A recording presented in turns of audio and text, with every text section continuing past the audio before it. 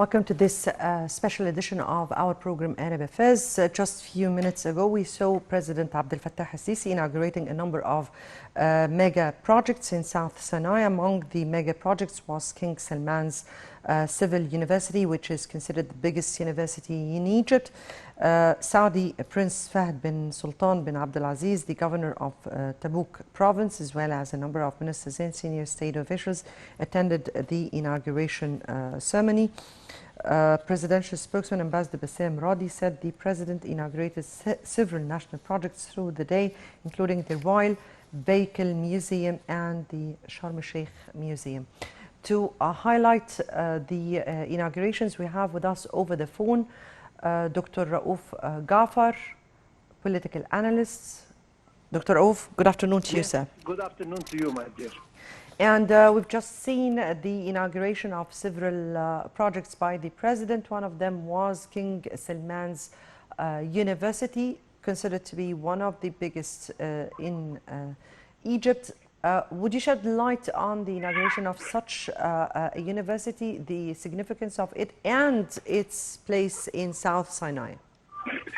First of all, it goes very much within the context of the president to establish as many civil universities as possible to sort of lift the pressure on the government universities and state universities. So this, and on the other hand, it shows very much the solidarity that exists between Saudi Arabia and Egypt.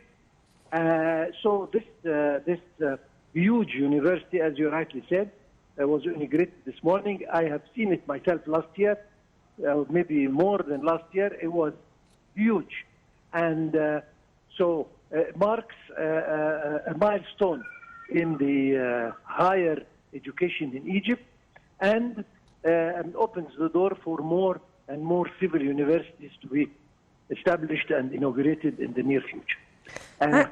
Yes, actually, yes. During the inauguration process, President Sisi unveiled the state's plans to increase the number of universities to 125, up by 72 universities by 2030. That yes. is, as the president said, to accommodate the growth rate of population. When we speak about increasing the number of universities across the governorates of Egypt, how far does this show a leadership keenness on the education process, particularly to cope with the future challenges that we are meeting? And when we're speaking about today's inauguration, how does this reflect how the state is putting Sinai in the forefront of its priorities at this upcoming stage? Of course, you said it right. Sinai is now being focused on not only in touristic projects and in different mega projects in the north of Sinai, but again, on the educational level, Sinai now enjoys a very big priority. And the fact that this university is established in Sharm el-Sheikh shows that clearly. But on the other hand, what I want to say is that the idea of establishing as many universities as possible in the different areas of Egypt and the different governorates of Egypt, it goes with the, again, conviction of the president and the administration to sort of decentralize. I mean, we don't want everything to be concentrated in Cairo or in Alexandria, but we need to have such services like schools, like universities, to be all around Egypt, so that people living in such areas can benefit from higher education. So this is very, very important, and I see that this will, again, open the door for more universities to come in different parts of Egypt. And in the same of course, context, I repeat, it goes very much within the state policy to develop Sinai as one very dear part of Egypt that was long ignored. And as we all know, there are plans for Sinai, amounting to hundreds of billions, that should be implemented by the year 2022, as I understand, and probably there will be another plan for more projects to come afterwards. So again, of course, the idea of establishing universities to cope with the increase of population and to give the young people a chance to get educated properly on the highest level in such civil establishment. Right. When we're speaking here about a different perspective, which reflects also the relations between the two big powers in the Arab world, Egypt and Saudi Arabia, we're not speaking just about the biggest university in Egypt that is being established or that is being inaugurated today or built in this particular area. We're speaking about also that this is the work of two big powers in the region, Egypt and Saudi Arabia, which reflects... Yes. I mean, the relation, of course, between Egypt and Saudi Arabia as the largest forces and the biggest countries in the Arab world goes a long, long way back. But it has been sort of developing very positively over the last year. And mind you, it shows that the tie that exists between the two the nations, the two countries, does not stop at a good, friendly relation between the heads of state, but it goes into all sorts of cooperation, all sorts of investments. And of course, the fact that such an establishment, such a university, is being named even after the king of Saudi means that we are brothers and we will remain brothers. And I'm sure that Saudi, as we all know, is investing a lot in Egypt in different domains. And this comes to sort of crown the areas of cooperation between the two large states. Yes. Two other mega projects were also being inaugurated today, two museums, and that were inaugurated by the president, one by the president with his attendance, and the others via video conferences. Museums in Sinai. The inauguration of such museums and their particular area in Sinai. What is this, or how did you read this? First of all, we have to say loud and clear that we have a very energetic and very active Minister of Antiquities. And he has been concentrating his efforts,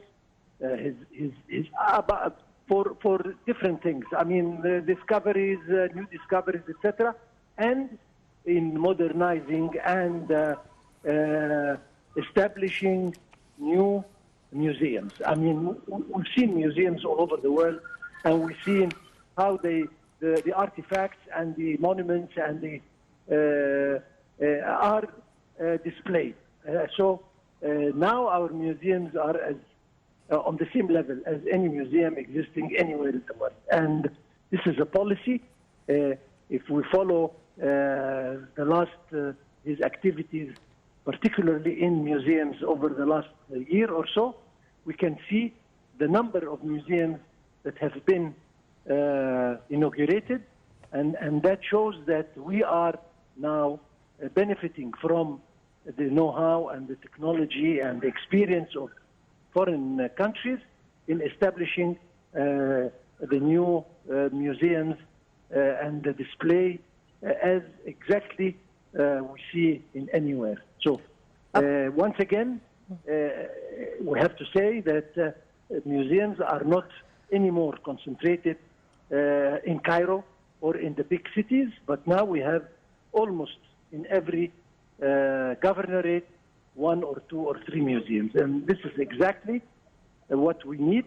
And you just said that this is a museum in south of Sinai, and it is, of course, a very, very civilized step, in my humble opinion. And once again, it does not stop at the pharaonic artifacts or monuments, but I understand the other museum that has been inaugurated in the center of Cairo involves the coaches, etc., that were used by the Muhammad Ali's dynasty through the last and the before last century. And again, we are giving attention not only to the ancient history, but to the history of Egypt in general. Here, Minister of Tourism and Antiquities Khaled Anani stressed the importance of inaugurating three, not just one, but three museums that stopped operating since 2011. Yes. And we are speaking that they are in Sinai.